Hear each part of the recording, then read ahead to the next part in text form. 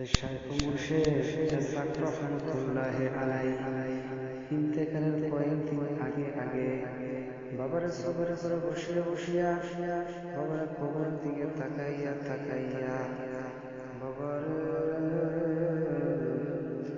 ছোট বাচ্চার মতো বাবা কান্দে আর জোরে জোরে চিল্লে বলে, ওরে আমার মা রে,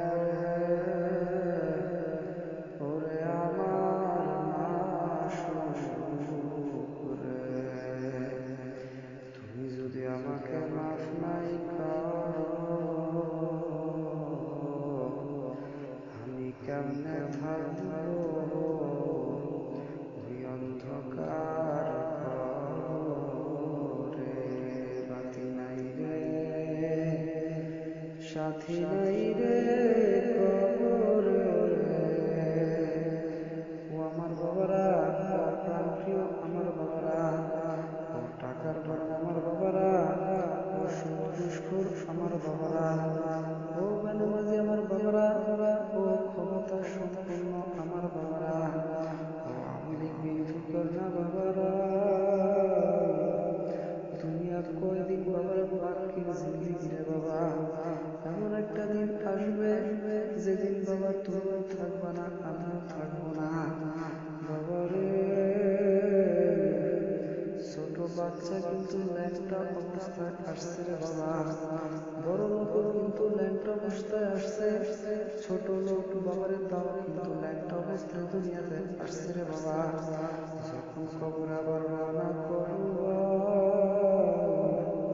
বাবারে, বড় লোককেও কাপড় তিনটা, ছোট লোককেও কাপড় তিনটা। বাবারে রাস্তার ফকিরের জন্য বাবারে কবর 3.5 হাত, বাবারে প্রধানমন্ত্রীর জন্য কবর কিন্তু 3.5 হাত। বাবারে কার জন্য কোন অবস্থা হবে রে বাবা কারো জানা নাই। এই কারণে বাগানদেরকে বলবো বাবারা, কিসের পাগল হইছ বাবারে। আবু যর গিফারি রাদিয়াল্লাহু তাআলা আনহু, ফাতেমা রাদিয়াল্লাহু তাআলা আনহা ইন্তেকালের পরে বাবারে আবু যর গিফারি রাদিয়াল্লাহু তাআলা আনহু কবরকে লক্ষ্য করিয়া বলতে আছে, ও কবরের মাটি সাবধান, বেয়াদবি করিও না। বাবারে কবরের মাটির জবান খুলে গেল, কবরের মাটি তোমার আমার মতো কথা বলে। কবরের মাটি জবান খুলিয়াই কবরের মাটি ডাক দিয়ে বলো, আবু যর গিফারি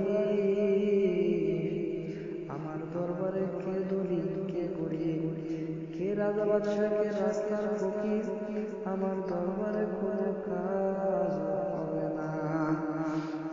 কবরে কিন্তু কোনো গ্যারান্টি নাই তুমি বংশ ভালো না খারাপ, ধনী না গরিব, এর কোনো পরিচয় আমার দরবারে নাই বাবারে।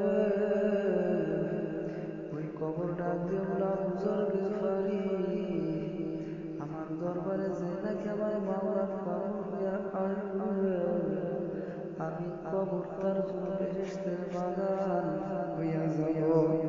আর যে নাকি আমার দরবারে গুনার কাজ করিয়া নেকের আমল ছাড়িয়া যে নাকি আমার গর্বে আসবা, আমি কবরের মাটি 2 পাশ দিয়ে এমন ভাবে চাপ মারব, এক পাজরের হাড় অন্য পাজরে মিশিয়ে দেব, আমার দরবারে কোনো খাতির হবে না। বাবারে তামাম দুনিয়া মোট 4 জন লোক রাজত্ব করছিল, 2 জন মুসলমান, 2 জন অন্য জাতি। 2 জন মুসলমানের মধ্যে একজন হইল বাদশাহ সেকান্দার, বাবারে যে নাকি তামাম দুনিয়া রাজত্ব করছে। বাবারে বাদশাহ সেকান্দার ইন্তেকালের আগে ওসিয়ত করছিল, আমার সঙ্গী সাথীরা আমি মরার পরে তোমরা কাফনের কাপড় পরাইয়া হাত 2খানা বাহিরে রাখিয়া তামাম শহরটাকে ঘুরাইয়া তারপর কবরে রাখিও। বাবার সে যখন নাকি ইন্তেকাল হয়ে গেল, তার ওসিয়ত অনুযায়ী তাকে গোসল করাইছে, কাফনের কাপড় পরাই শরীরটা ঘুরাইতেছে বাবা। আল্লাহু আকবার, আল্লাহু আকবার। কিছু লোক ডাক দিয়ে বলে, দেখছো আজীবন বাদশা বাদশিরা খাজনা ট্যাক্স নিছে, এখন মরার পরে কেমন জানি হাত পাইতে আর নিছে খাজনা ট্যাক্স চাই। ইকবাল আমরা ডাক দিয়ে বলে, ওরে বোকার দোকারা তোরা তো বুঝো নাই।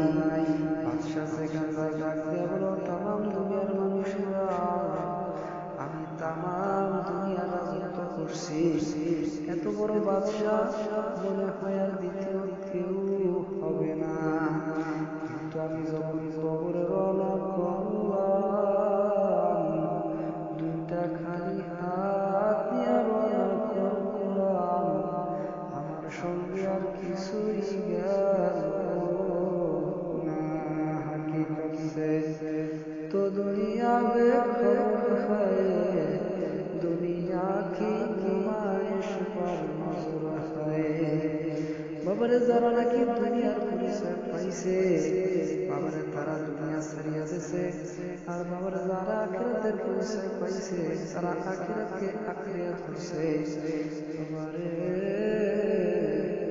এখনো দলাদলি ছাড়ো, নেকের আমল ধরো, মাওলার পাগল হও, তারপর মাওলার কবরে যাও রে বাবা। কারণ কি বাবা, কবরে কোনো পীরের পরিচয় কাজ হবে না, কোনো মুফতি মুহাদ্দিসের পরিচয় কাজ হবে না।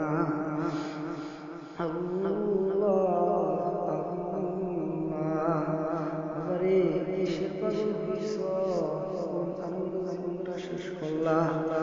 বাবার আল্লাহর নিজের ইতিহাস তালাশ করে দেখো।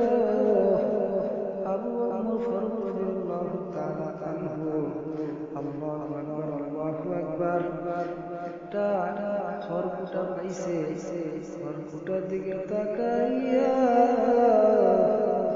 খড়কুটার ডাক দিয়ে বলো, খড়কুটা তুই আমার অনেক ভালো, আমি মরার পরে, তুই মরার পরে মাটির সঙ্গে মিশা যাবি, আর আমি অমর হইলাম মানুষ, কিয়ামতের ময়দানে আমার মাওলার সঙ্গে হিসাব দেওয়া লাগবে।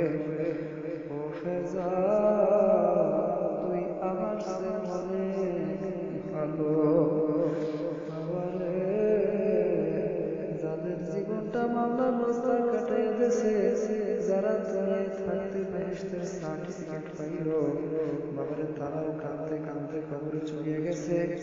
আমাদের তরিকার একজন মুরব্বী রশিদ আহমদ গঙ্গি রহমতুল্লাহ আলাইহি, বাবারে সে ইন্তেকালের আগে তার চক্ষু দুটা বন্ধ হয়ে গেছে, এমন ভাবে কান্দে